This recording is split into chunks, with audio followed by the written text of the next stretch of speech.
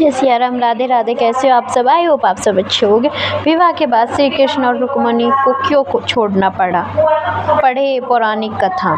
श्री कृष्ण का विवाह रुक्मिणी से हुआ था और भगवान श्री कृष्ण और रुक्मिणी को एक श्राप के कारण 12 साल तक अलग रहना पड़ा था। आज आपको भगवान श्री कृष्ण से जुड़ी एक पौराणिक कथा के बारे में बता रहे हैं। श्री कृष्ण के प्रेम, त्याग और समर्पण के लिए किस्से बचपन में सुनते आ रहे हैं। श्री कृष्ण और राधा एक दूसरे से प्रेम करते थे, परंतु श्री कृष्ण का विवाह रुक्मिणी से हुआ था। कहते हैं राधा कृष्ण के बीच आध्यात्मिक प्रेम था, अत्यधिक प्रेम था, इसलिए उन्होंने विवाह नहीं किया। राधा से बिछड़ने से लेकर श्री कृष्ण और रुक्मिणी विवाह की कई कथाएं प्रचलित है, लेकिन एक समय ऐसा भी आया जब श्री कृष्ण और रुक्मिणी जी को भी बिछड़ना पड़ा था।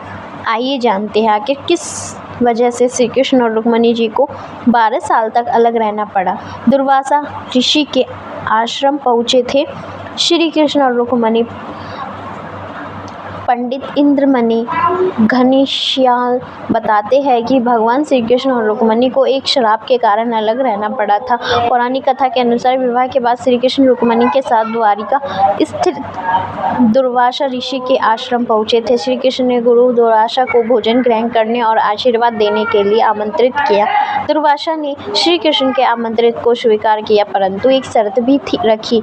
दुर्वासा ने कहा कि उनके लिए एक अलग रथ की व्यवस्था की जाए। श्री कृष्ण ने उनकी शर्त मान ली। दुर्वासा ऋषि ने दिया श्राप। एक रथ पर होने की वजह से घोड़ों की जगह श्री कृष्ण और रुक्मिणी स्वयं रथ में जुट गए। इस रथ पर दुर्वासा ऋषि रवाना हुए और श्री कृष्ण और रुक्मिणी रथ को खींचने लगे। इस दौरान रास्ते में रुक्मिणी जी को प्यास लगी, लेकिन बीच रास्ते में जल की व्यवस्था नहीं थी। श्री कृष्ण ने जमीन पर पैर का अंगूठा मारा, जिससे गंगा जल निकलने लगा और गंगा जल से श्री कृष्ण और रुक्मिणी ने अपनी प्यास बुझा ली।